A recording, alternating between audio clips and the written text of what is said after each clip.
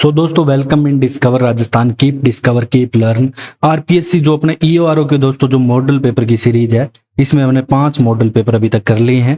और आज वाले मॉडल पेपर होने के बाद आपके जो 1 से 6 जो मॉडल पेपर है, इसमें आपके 3 से 327 तक की जो धाराएं हैं वो सारी कंप्लीट हो जाएगी। दोस्तों आप देख सकते हो और आपके एग्जाम में जरूर यहाँ से क्वेश्चन आएंगे। अगर आप वीडियो नहीं देख सकते तो टेलीग्राम ग्रुप में जो पीडीएफ है वो जरूर आप एक बार देख के जाएं। तो अभी क्या है कि मैं आपको शुरुआत करते हैं, और जो अधिनियम की क्लास है, जो मॉडल पेपर होगा वो कल आएगा, फिर योजनाओं का आएगा 2-3, तो 10 तक मॉडल पेपर आएंगे। और करंट की भी मैं डालूंगा साथ में क्लास, वो भी आप देख सकते हो। तो पहला प्रश्न अपना क्या कहता है दोस्तों, पहला प्रश्न पूछ रहा है कि नगर पालिका में कोई भी स्थान को भरने के लिए जो भी चुने जाने वाले कोई व्यक्ति अरहित नहीं होगा, अहरित लिखा हुआ है, तो अधिनियम की किस धारा में है। देखो जो सदस्यों के होने के लिए अहरित व्यक्ति है ऐसे लिखा गया आपके धारा 21 में, लेकिन रियलिटी की बात है कि उसमें अहरित नहीं होगा ऐसे कहा गया है। तो दोस्तों ये धारा, इसका जो करेक्ट आंसर है ये तो आपका हो जाएगा धारा 21। क्या हो जाएगा? धारा 21 आपका करेक्ट आंसर हो जाएगा, ऑप्शन नंबर बी। और इसमें क्या है कि जो भी इनमें कहेगी बार बार एक ही बात लिखी हुई है। क्या लिखी हुई है कि जैसे यहाँ पे ये वार्ड है 4 नगर पालिका में, 1 2 3 4। अब यहाँ पे मान लो कोई दूसरे नंबर के वार्ड में ओबीसी की सीट है, तो कोई जनरल का यहाँ पे नहीं खड़ा हो सकता, तो वह अहरित नहीं कहलाएगा। तो यही बात है एससी की है सभी कंडीशन में, मतलब बार बार घुमा फिरा के आरक्षित क्षेत्रों पे जो भी स्थान जहाँ पे आरक्षित होगा, महिला होगा तो महिला ही चुनी जाएगी। तो वही बातें इसमें सिंपल लिखी गई है। अब अपने चलते हैं दोस्तों नेक्स्ट क्वेश्चन पे। क्वेश्चन नंबर 2 अपना क्या कहता है कि जो धारा 21 कै के बारे में बताना है। किसके बारे में? ध्यान रखना, 21 कै इंपॉर्टेंट है ये धारा। इसके अनुसार ऐसे स्थानों जो राज्य सरकार द्वारा विहित रीति से अवधारित किए जाएंगे, किस आयु वर्ग के व्यक्ति निर्वाचन के लिए पात्र होगा।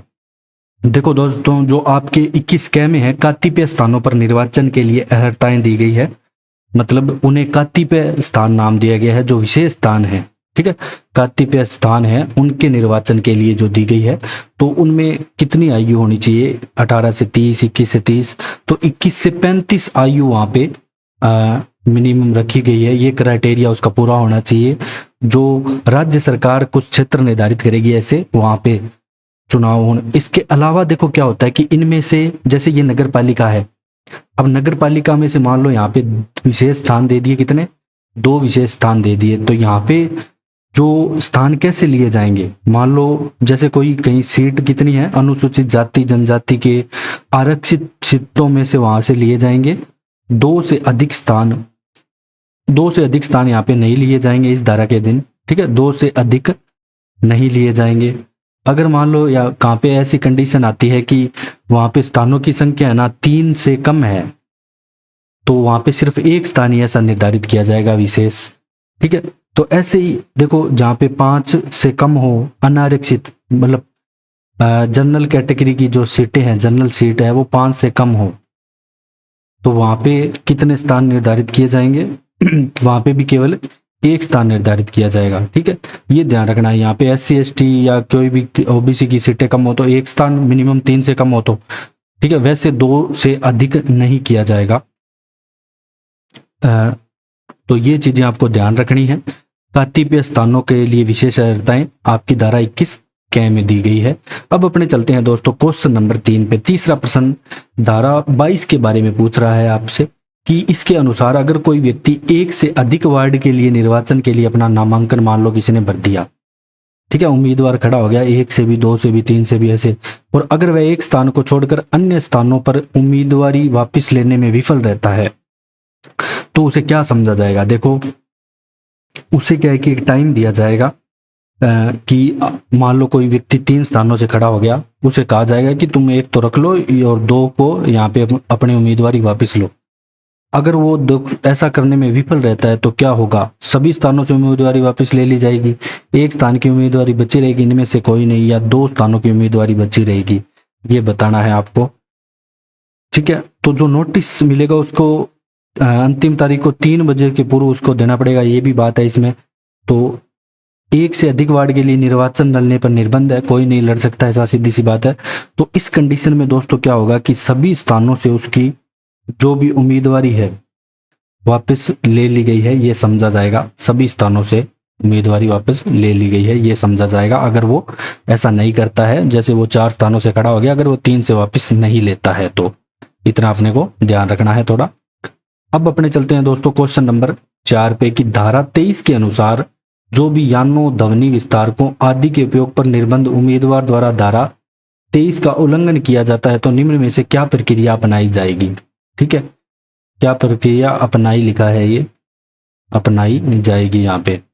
तो दोष सिद्धि पर उसे 5,000 जुर्माना लगेगा, ठीक है। दंडित व्यक्ति सदस्य चुने जाने होने के लिए अगर आदेश की तारीख से 6 वर्ष के लिए निरस्त कर सकेगी, ये भी बात सही है।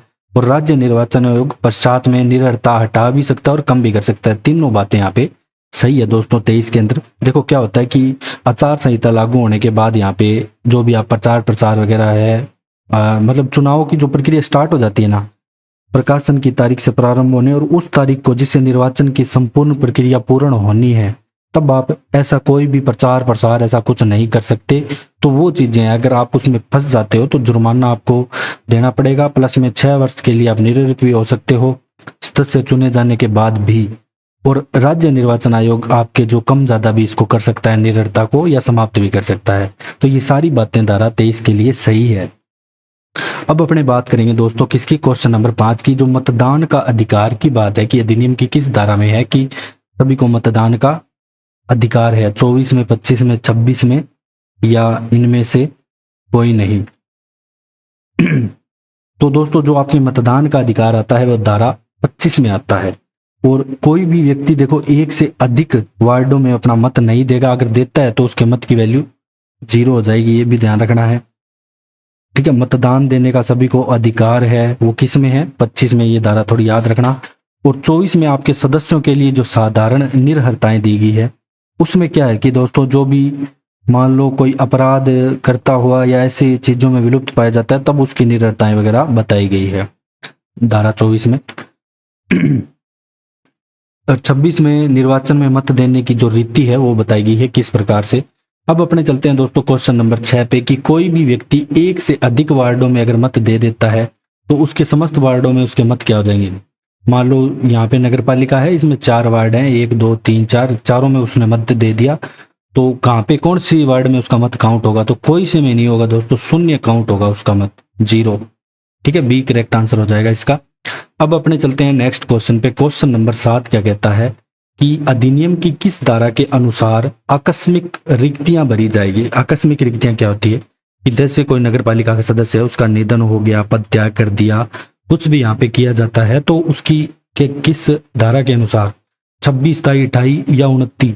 देखो जो रिक्तियां भरी जाएगी दोस्तों वो धारा 27 के अनुसार भरी जाएगी, और पूरी प्रॉपर तरीके से जो दे रखा है आपके जो अधिनियम में अधीन है उस अनुसार यहाँ पे भरी जाएगी। 28 में आपके निर्वाचन संबंधी अपराध है, और भ्रष्ट आचरण आपके 29 में आता है। ठीक है, भ्रष्ट आचरण और निर्वाचन संबंधी अपराध आपके 28 में आता है। निर्वाचन संबंधी अपराध मतलब आपने फर्जी तरीके से कोई चुनाव जीता है। अब अपने बात करेंगे क्वेश्चन नंबर 8 की दोस्तों। धारा 30 के अनुसार जो सिविल न्यायालयों को क्या करने का अधिकार नहीं है, वार्डों के परिसीमन के संबंधित पर्सन, वार्डों को स्थानों के आवंटन से संबंधित पर्सन, या निर्वाचन नामावली की तैयारी व संचालन संबंधित, तो ये सारी चीजें करने का सिविल न्यायालयों को अधिकार नहीं है जो अपने नगर पालिका का अधिनियम है इसके अनुसार। क्वेश्चन नंबर आपका 9 क्या कहता है दोस्तों। अब धारा जो 31 है ना, ये संशोधित है। अब जो धारा आपकी 31 आती है ये संशोधित धारा है।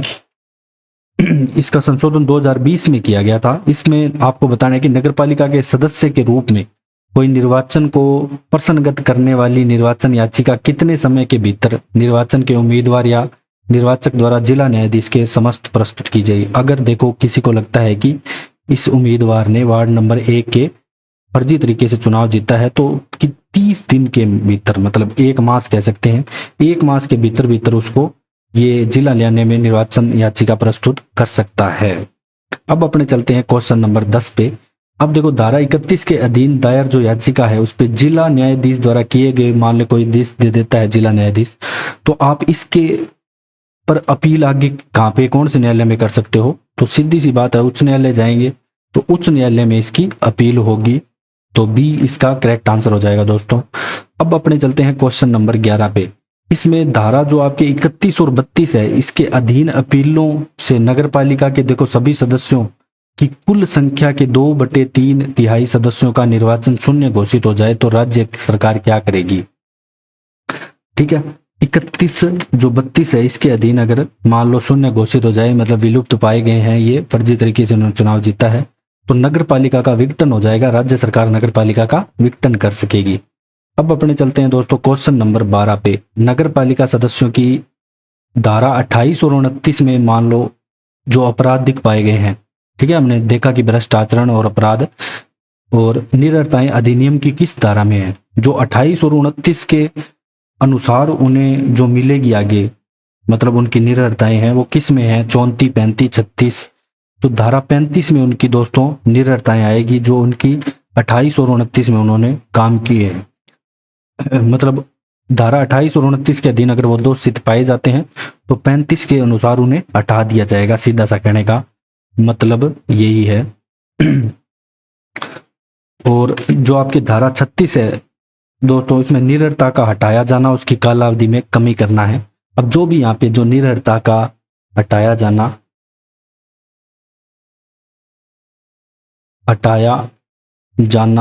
व कालावधि में कमी, ये भी इंपॉर्टेंट है दोस्तों। वैसे देखो 6 वर्ष के लिए उसे कर सकते हैं निरधित, मतलब उसे बैन कर सकते हैं, नहीं चुनाव नहीं लड़ सकता, लेकिन उसको कम भी किया जा सकता है, वो धारा 36 में है। तो ये भी चीज आप ध्यान रखें। अब अपने बात करेंगे दोस्तों क्वेश्चन नंबर 13 की। धारा 38 के अनुसार सदस्यों द्वारा अध्यक्ष को त्यागपत्र नोटिस दिए जाने की किस तारीख से प्रभावी होगा। अब मान लो कोई सदस्य है, वो त्यागपत्र देना चाहता है, ठीक है, तो वो देगा किसको, लिखित नोटिस देगा अध्यक्ष को, नगर पालिका अध्यक्ष को त्यागपत्र देगा। सदस्य को अगर त्यागपत्र देना है नगर पालिका को, अध्यक्ष को देगा, सभी को पता है। तो नोटिस की तारीख के 15 दिन की समाप्ति के पश्चात यहाँ पे वो प्रभावी हो जाएगा, मतलब हटा हुआ माना जाएगा, त्यागपत्र उसका स्वीकार कर लिया गया ऑटोमेटिक। या अध्यक्ष द्वारा त्यागपत्र स्वीकार करने की तारीख जो भी पहले, इन दोनों में से जो भी काम होगा पहले वो मान लिया जाएगा। या तो 15 दिन हो गए उसको नोटिस दिए हुए को, या उससे पहले ही अध्यक्ष उसका त्यागपत्र स्वीकार कर लेता है। तो ये आपके धारा 38 में आएगा। अब अपने चलते हैं दोस्तों क्वेश्चन नंबर 14 पे कि धारा 41 के अनुसार बताना है, किसके 41 के अनुसार 41 के अनुसार धारा 39 की जो उपधारा 1 का खंड घ दे रखा है आपके, इसके अधीन हटाया गया सदस्य अभिलिखित किए जाने की तारीख से कितने वर्ष की कालावधि तक पुनर्निर्वाचन के लिए पात्र नहीं होगा।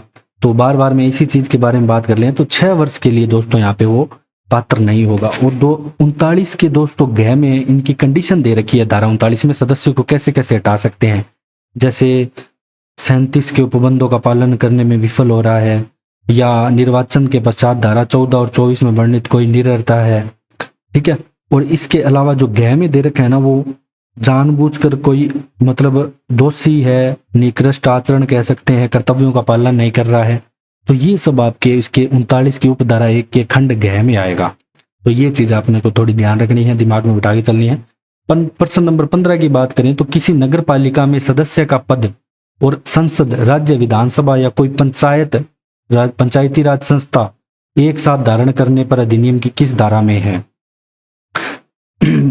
निर्बंध, मतलब देखो सारे पद आप एक साथ धारण नहीं कर सकते। आप ऐसा चाहो मैं विधायक ही बन जाऊं, साथ में नगर पालिका अध्यक्ष ही बन जाऊं, साथ में पंचायती राज समिति का प्रधान ही बन जाऊं, तो ऐसे आप एक साथ सब कुछ नहीं कर सकते, ये बताया गया है इसमें। तो ये सब आपके दोस्तों धारा 42 में आता है, ठीक है। ये तीनों चीजें, सारी चीजें ऐसे एक साथ नहीं हो सकती। अगर मान लो वर्तमान में आप नगर पालिका के सदस्य हो, ठीक है, अब आप बन गए विधानसभा के सदस्य, तो 14 दिन मिलेंगे आपको। 14 दिन के अंदर आपकी जो सदस्य आपको देना होगा, मतलब त्याग पत्र वगैरह जो भी कह सकते हैं। तो 14 दिन थोड़ा याद रखना इसके लिए, इससे रिलेटेड है इस धारा से। अब अपने बात करते हैं दोस्तों क्वेश्चन नंबर 16 की, ठीक है। क्वेश्चन नंबर 16 कि प्रत्येक नगर पालिका बोर्ड के लिए एक उपाध्यक्ष होगा और नगर निगम के लिए महापौर, नगर परिषद के लिए उपसभापति होता है, सभी को पता है। तो ये धारा 43 की किस उपधारा में आता है। ये दोस्तों 43 की उपधारा 2 में आता है। एक में क्या आता है कि प्रत्येक नगर पालिका के लिए अध्यक्ष